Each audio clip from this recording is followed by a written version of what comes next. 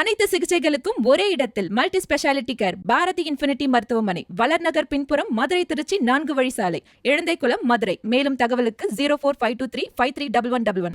சேலம், நாமக்கல், கரூர், திருவாரூர், வேலூர் உள்ளிட்ட பல்வேறு மாவட்டங்களில் நேற்று இரவு பலத்த காற்றுடன் கனமழை பெய்தது.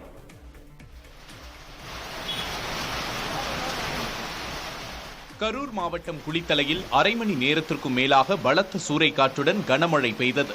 பேருந்து நிலையம் அருகே பழமையான கட்டிடத்திற்குள் மழைநீர் கசியாமல் இருக்க போடப்பட்டிருந்த தகர மேற்கூரை பலத்த காற்றில் தூக்கி வீசப்பட்டது. நல்வாய்ப்பாக உயிர் சேதம் எதுவும் ஏற்படவில்லை.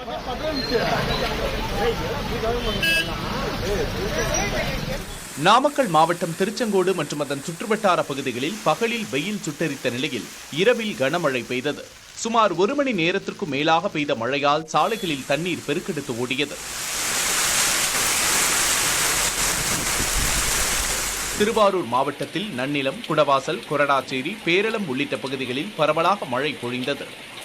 திருவையாறு சுற்றுவட்டார பகுதிகளில் 1 மணி நேரத்திற்கும் மேலாக காற்று, இடியுடன் கூடிய மழை பெய்தது. இதனால் வெப்பம் தணிந்து குளிர்ச்சி நிலவியதால் பொதுமக்கள் மகிழ்ச்சியடைந்தனர்.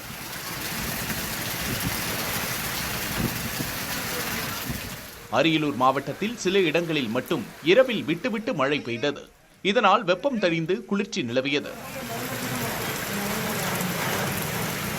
வெப்பச்சலனம் காரணமாக வேலூர் மாவட்டத்தில் பலத்த காற்றோடு கூடிய கனமழை பெய்தது. இதனிடையே பாகாயத்தில் இருந்து காட்பாடி செல்லும் அரசு மாநகர பேருந்தில் மழைநீர் பேருந்துக்குள் கசிந்தது. இதில் இருக்கைகள் நனைந்ததால் பயணிகள் மிகுந்த அவதியடைந்தனர்.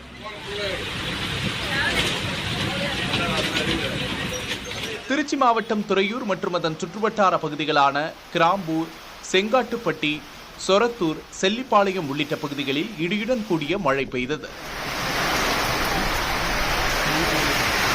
கள்ளக்குறிச்சி மாவட்டத்தில் பல்வேறு பகுதிகளில் இடி மின்னல் மற்றும் காற்றுடன் கூடிய மழை பெய்தது. சேலம் மாவட்டம் மேட்டூர் மற்றும் அதன் சுற்றுவட்டார பகுதிகளில் சுமார் 2 மணி நேரத்திற்கும் மேலாக சூறைக்காற்றுடன் கனமழை கொட்டியது.